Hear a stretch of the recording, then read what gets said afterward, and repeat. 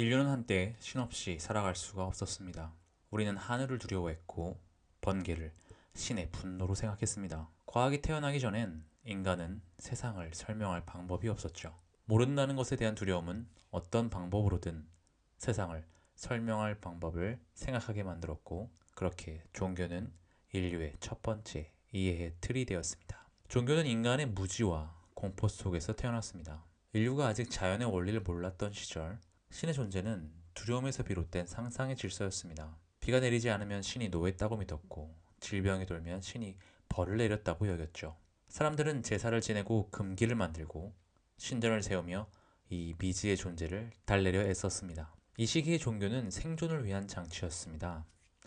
공동체를 통제하고 폭력을 억제하며 인간에게 처음으로 도덕을 심어주었습니다. 그것은 분명히 문명의 추석이었습니다. 그러나 동시에 인류의 정신적 유년기이기도 했습니다. 종교가 인간에게 주었던 가장 큰 기능은 권위의 위탁이었습니다. 인간은 스스로 옳고 그름을 판단할 능력이 부족했고, 같은 인간의 말은 권위를 가질 수가 없었습니다. 오직 신의 이름을 빌려야만 사회의 질서를 유지할 수 있었죠. 이 단순한 초기 종교는 수천 년간 인류를 통제했습니다. 그러나 이 구조에는 결정적인 문제가 있었습니다. 신의 뜻을 해석하는 것은 결국 인간이었고, 그 결과 신의 이름으로 인간이 인간을 지배하는 구조가 태어나게 된 것입니다. 오늘날의 인류는 기후를 예측하고 생명을 복제하며 우주를 관찰합니다. 우리는 더 이상 신의 뜻을 빌리지 않아도 자연의 원리를 설명할 수 있습니다. 물론 완벽히 설명할 길은 없죠. 하지만 그건 신을 믿어도 마찬가지입니다. 법은 종교보다 공정해졌고 도덕은 교리보다 섬세해졌습니다. 신 없이도 우리는 옳고 그름을 구분할 수 있습니다. 종교가 필요했던 시대는 신에게 기대지 않으면 질서를 만들기 어려웠습니다. 하지만 이제 그런 시대는 끝났죠. 이제 인류가 신에게서 벗어나야 할 이유는 단순합니다. 우리는 이미 신의 이름을 빌려야만 할 수 있었던 일을 스스로 해낼 수 있는 단계에 이르렀기 때문입니다. 현재 전 지구적 갈등은 대부분 신념의 전쟁입니다.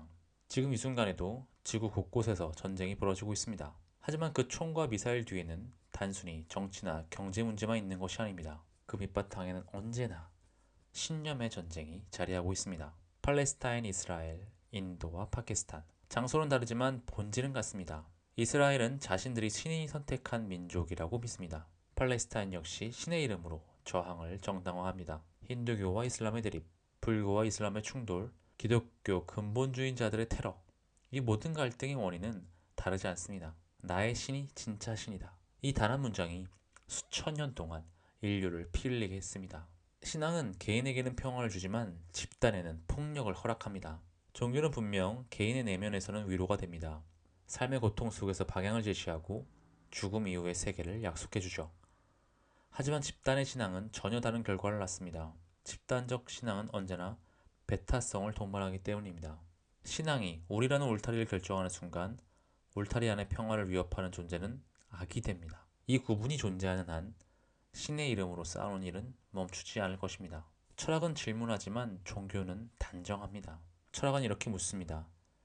신이 존재한다면 서로 다른 신을 믿고 있는 지금의 현상을 어떻게 설명할 것인가? 하지만 종교는 이렇게 말합니다.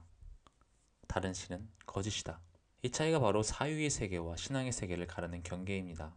철학은 질문으로 현상을 파악하고 종교는 확신으로 폭력을 행사합니다. 이제 인류는 신의 시대를 넘어서야 합니다. 종교는 한때 인류의 도덕이었고 위로였고 질서였죠. 하지만 이제는 인류의 분열과 폭력의 원인이 되었습니다. 미래에 혹시 인류가 멸망한다면 그것은 분명 종교 간의 갈등이 원인일 것입니다. 이제 우리는 우리에게 유용했던 신을 넘어서야 합니다. 그것이 인류가 다음 단계로 진화하는 유일한 길입니다. 감사합니다.